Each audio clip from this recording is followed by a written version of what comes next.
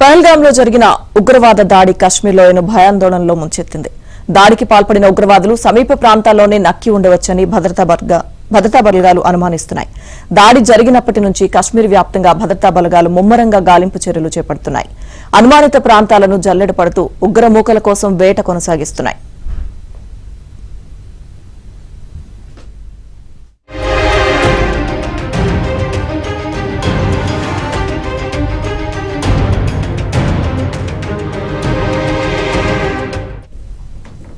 అటు ఉగ్రదాడి నేపథ్యంలో భారత్ పాకిస్తాన్ సరిహద్దుల్లో ఉద్రిక్త వాతావరణం నెలకొందని, పాక్ వైమానిక దళాలు సరిహద్దుల వైపు కదులుతున్నాయంటూ ప్రచారం జరుగుతోంది. ఈ నేపథ్యంలో భారత సైన్యం కూడా అప్రమత్తమైనట్లు తెలుస్తోంది.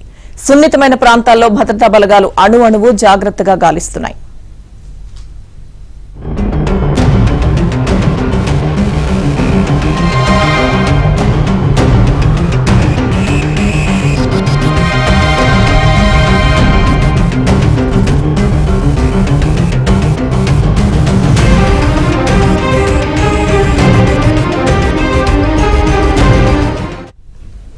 పహల్గాం ఉగ్రదాడికి తామే బాధ్యులమని లష్కర్-ఏ-తోయిబా అనుబంధ సంస్థ అయిన ది రెసిస్టెన్స్ ఫ్రంట్ ప్రకటించుకుంది. అయితే ఉగ్రవాదుల్లో కొందరు కశ్మీర్కు చెందిన వాళ్లు ఉండడంతో వీరికి సహాయ సహకారాలు అందించిన స్థానికులు ఎవరనే దానిపైన భద్రతా బలగాలు దృష్టి కేంద్రీకరించాయి.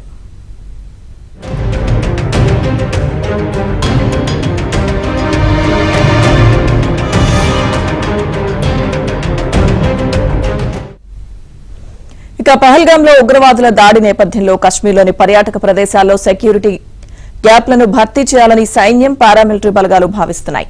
ఆయా ప్రాంతాల్లో శాశ్వతంగా బలగాలను మోహరించాలని యోచిస్తున్నాయి. ఈ నేపథ్యంలో దేశంలోని ప్రఖ్యాత పర్యాటక ప్రాంతమైన తాజ్మహల్ వద్ద ఇప్పటికే భారీగా బలగాలను మోహరించారు.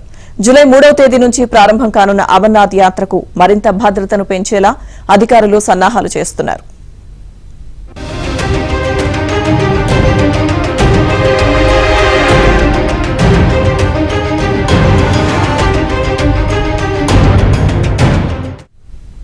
పహల్గాం ఉగ్రదాడిపై దేశవ్యాప్తంగా ఆగ్రహావేశాలు వ్యక్తమవుతున్నాయి. ఉగ్రవాదానికి వ్యతిరేకంగా నిరసనలు వెల్లువెత్తుతున్నాయి. ఉగ్రవాదం అంతమవ్వాలంటూ సందేశాలు వెల్లువెత్తుతున్నాయి.